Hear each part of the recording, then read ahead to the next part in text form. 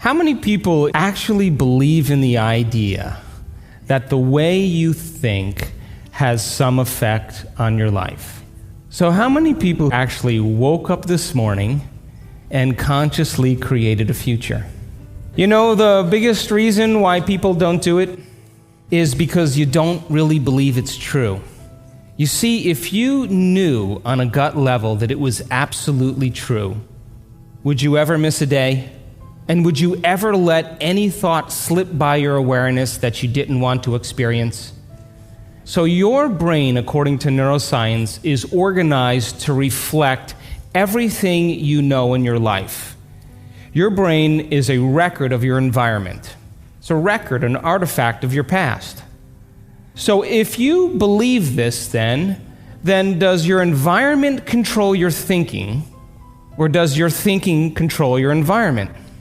So if you wake up in the morning and you get out of bed on the same exact side as you did the day before, you shut the alarm clock off with the same finger, you slip into your favorite slippers, you shuffle into the bathroom and you use the toilet like you always do, then you walk over to the mirror and you look at yourself to remember who you are, then you get into the shower and you wash yourself in the same routine way, then you groom yourself to look like everybody expects you to look.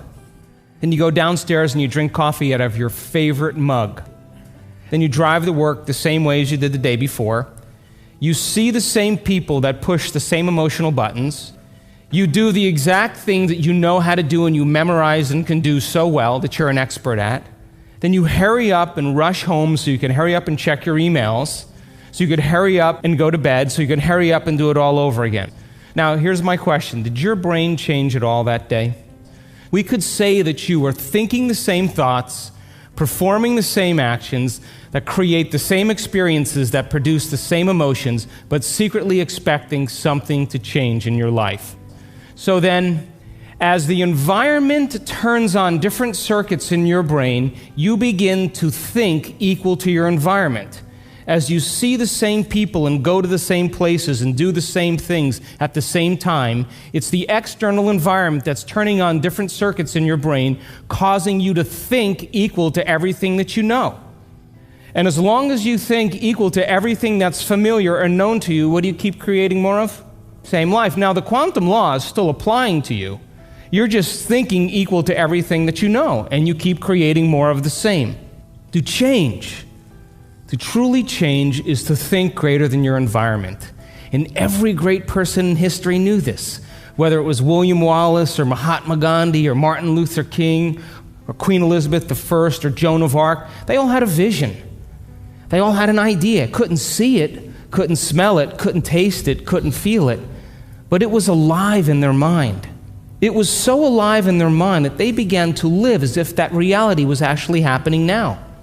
So can you believe in a future that you can't see or experience with your senses yet, but you've thought about enough times in your mind that your brain is literally changed to look like the event has already happened?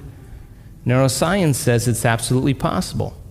Now, your personality creates your personal reality. That's it. It's that simple. And your personality is made up of how you think, how you act, and how you feel. So the present personality who's sitting here today, you, has created the present personal reality called your life. Would you agree? Would you also agree then, if you wanted to create a new personal reality, that on a fundamental level you would have to change the thoughts that you are thinking, the behaviors and habits that you're demonstrating, and the emotions that you've memorized that's become part of your identity? And most people try to create a new personal reality as the same personality, and it never works.